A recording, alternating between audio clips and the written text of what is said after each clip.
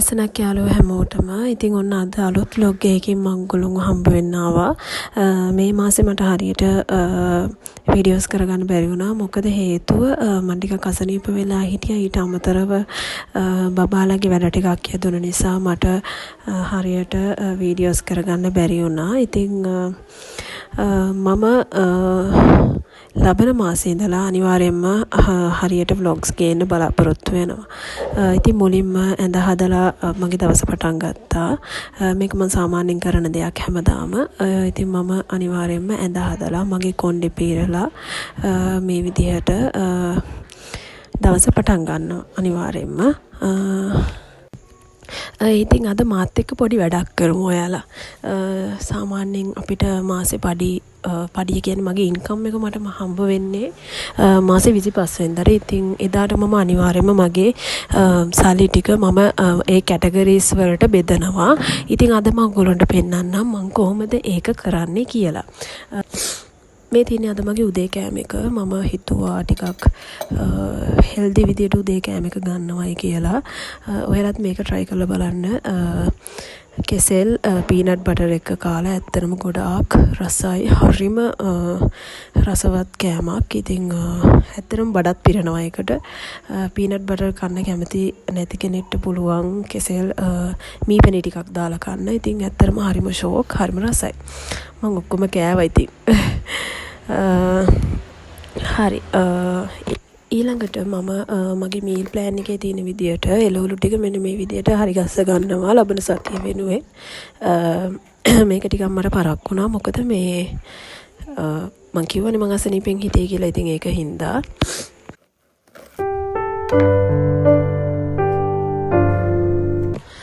ඉතින් මෙන්න මේ විදිහට එළවලු ලෑස්ති කරන එකෙන් අනිවාර්යයෙන්ම ඔයගොල්ලෝ දන්නවා මගේ වීඩියෝස් බලන කෙනෙක් නම් ඇත්තටම ලොකු බෙනිෆිට් එකක් තියෙනවා. කාලය ඉතුරු වෙනවා. එළවලු නාස්ති වෙන්නේ නැහැ. ඉතින් මේ විදිහට කරලා බලන්න ඔයාලා.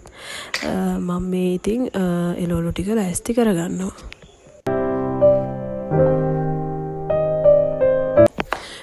මම සාමාන්‍යයෙන් එළවලු සෝදලා කපන්නේ නැහැ. කපලා තියන්න බැරි හින්දා. ඒ වුණාට මම මේ සැරේ try කරා එළවලු කලින් දවසේ රෑ සෝදලා වේලෙන්න දාලා හොඳට තෙත මාත්තු කරලා ඊට පස්සේ තමයි මම මෙහෙම කපලා තියාගත්තේ. ඇත්තටම මේක මට සතියක්වත් තියාගන්න බැරි වුණා. මොකද මම පාවිච්චි කරන භාජන අනුවත් සමහරට වෙන්න පුළුවන්. ඔයගොල්ලෝ එයාර් ටයිට් කන්ටේනර්ස් භාවිතා කරනවා නම් ඔයගොල්ලන්ට එළවලු නැවුම්ම තියාගන්න පුළුවන්.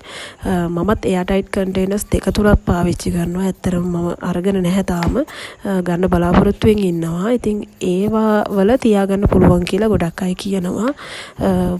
ඔතන වෙන භාජනවල දාලා තිබ්බම ඇත්තටම තියාගන්න බෑ එළවලු හොදලා. එළවලු හොදන්න නැතුව සුද්ධ කරලා කපලා තිබ්බම තියාගන්න පුළුවන්. ඉතින් ඒ ගැන සැලකිලිමත් වෙලා ඔයගොල්ලෝ එළවලු ප්‍රෙප් කරන්න. ඉතින් ඊට පස්සේ මම උයනේවත් මේ විදිහට ලෑස්ති කරගෙන උයාගත්තා.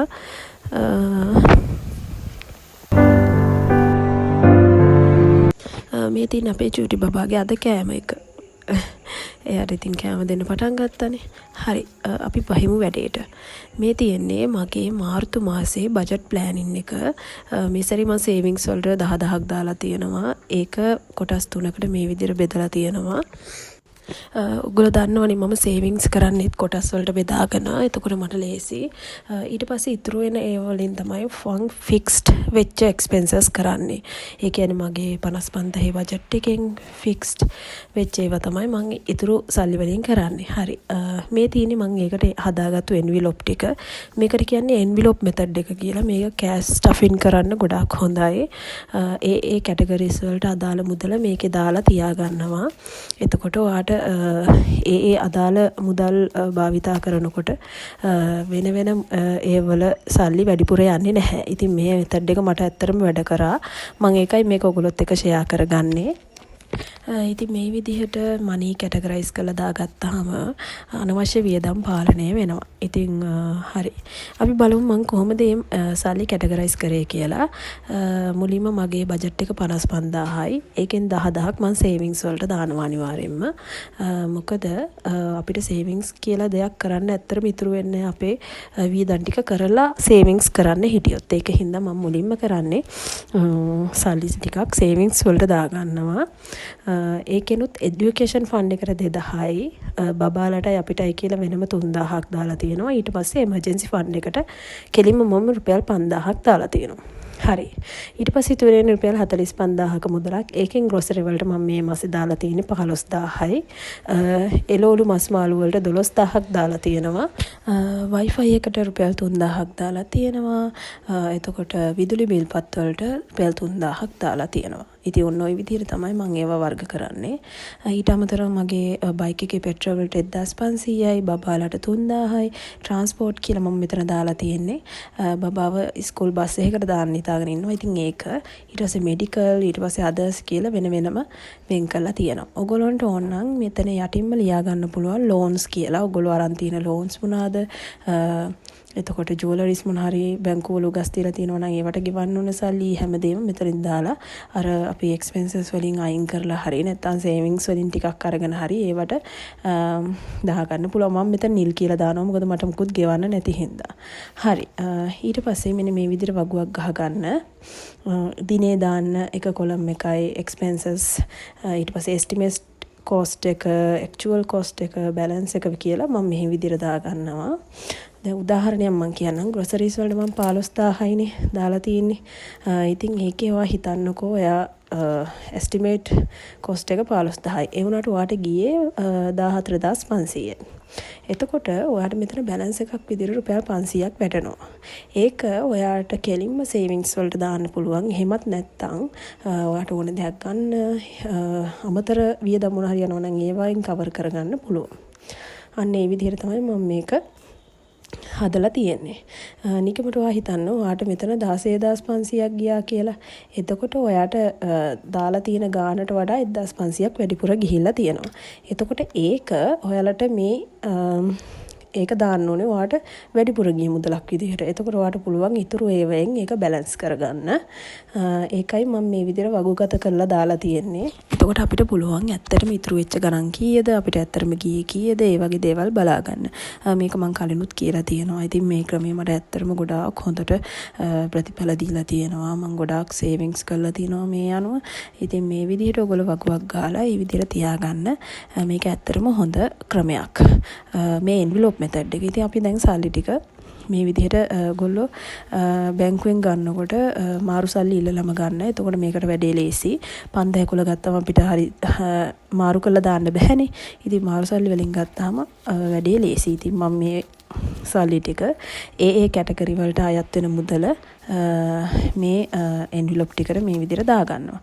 ඉතින් මේකෙදි ඔයාලා කිසි විටකත් මේ දාලා තියෙන ගානට වඩා ගානක් වියදම් කරන්න හිතන්න එපා.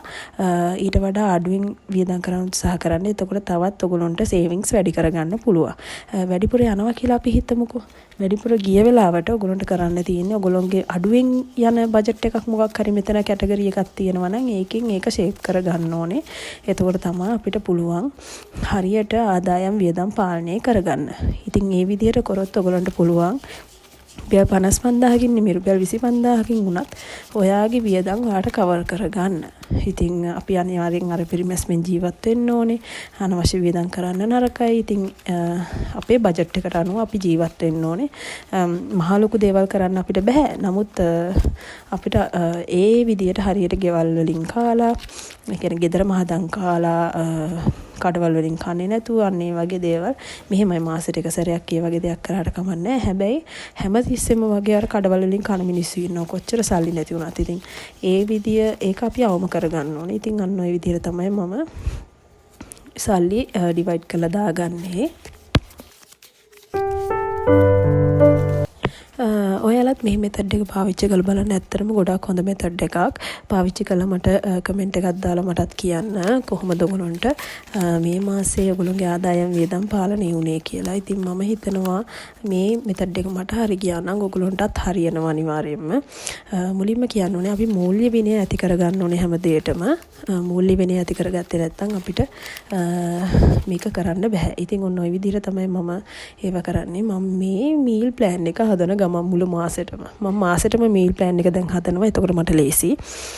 මාසෙටම හදලා ඒකට අනුව තමයි මම බඩු ගන්නෙ. අනවශ්‍ය බඩු ගන්නෙම නෑ. එතකොට මට පුළුවන් මගේ වියදම් පාලනය කරගන්න.